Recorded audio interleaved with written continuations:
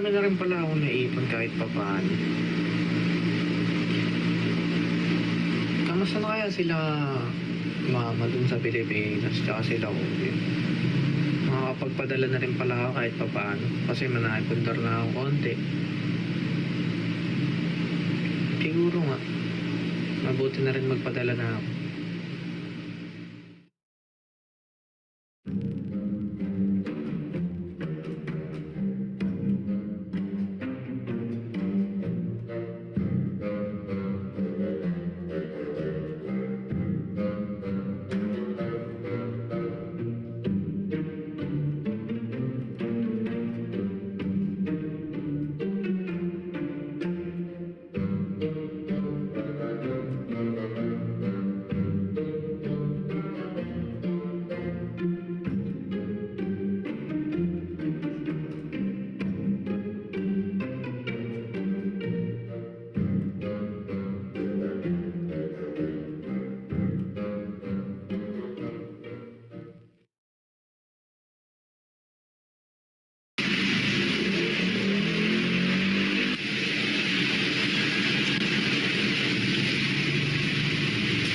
Uy, dumating na rin yung estudyante ng Papa.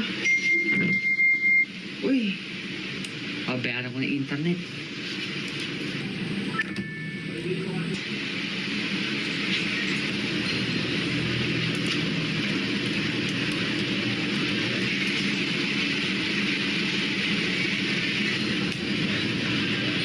Nice, umabot. Hindi tayo mapuputol ng internet. Teka. Ha? Scam? Hala. Ibang site napuntahan. Napuntahan ko ibang site.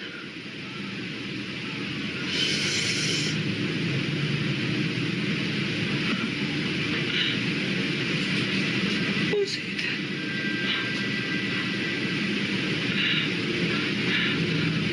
Ibang site.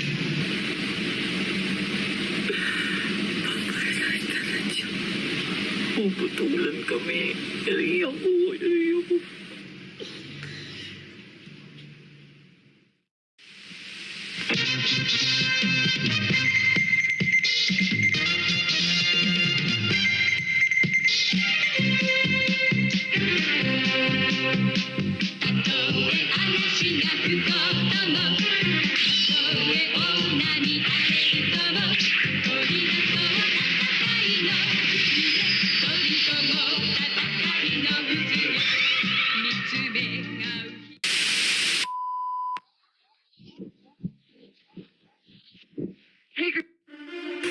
Si Charles, ang master of encryption. Crusaders, get ready for another wild ride in the world of cybersecurity. Si Alba, ang firewall fortress.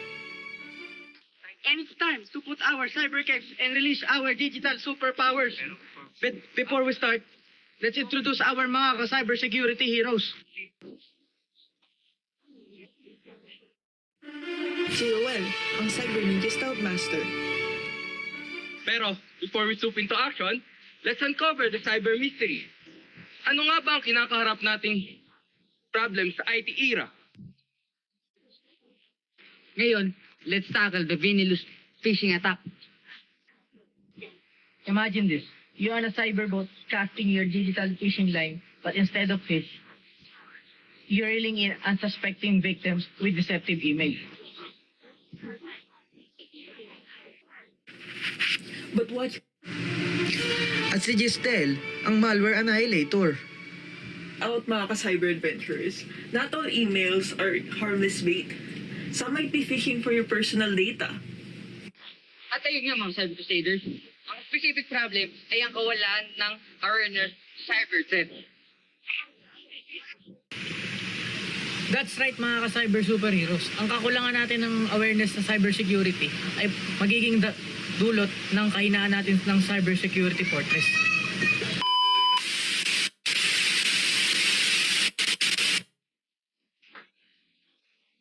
May Nagkukuha nila po remittance para kay Joko Martin. Paano ko malalaman na ikaw si Joko Martin? Ito. Graduation fee. O yan. To government ID. Ito. Driver's license. Ito. Stresses. O yan. Di ba din pwede yan? Walang birth certificate, wala ka. Meron. O sige, papunto natin. Dalawang cup. Uy, ay. Ikaw mo akong dalawang copy niyan, ha?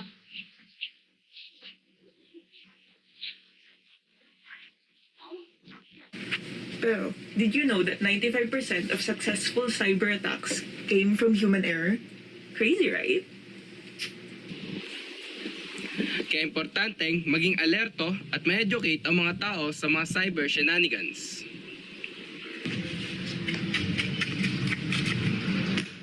Bilang mga Crusaders, ano ang ating battle plan?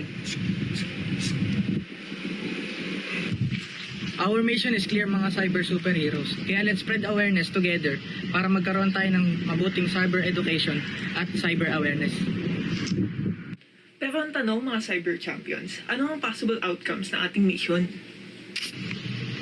Kung magtagumpay tayo, we could see a fewer cyber attacks and a safer digital world for everyone. Mas secured ang ating online identities. Mas empowered tayo para labanan ng mga cyber villains. Saan nga ba namin ginukuha ang mga information para sa aming mga cyber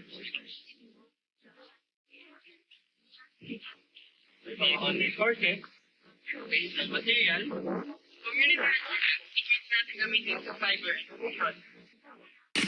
At yan ang ating mga cyber adventures for today. At kung may mga tips and comments kayo, comment down below at click the notification bell and subscribe.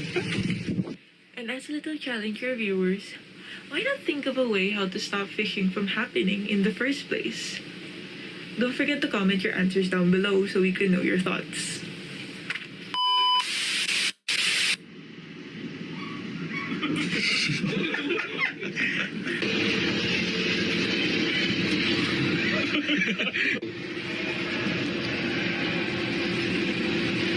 Nagkukuha nila po remittance para kay Joko Martin.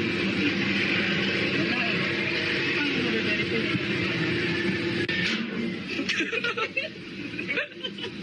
Action.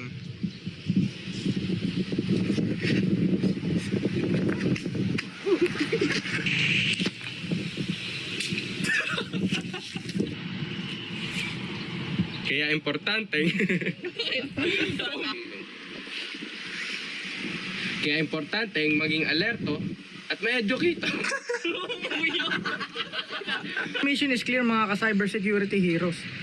Kaya let's join forces para ma-spread natin ang awareness ng ating mga Tingnan mo dum.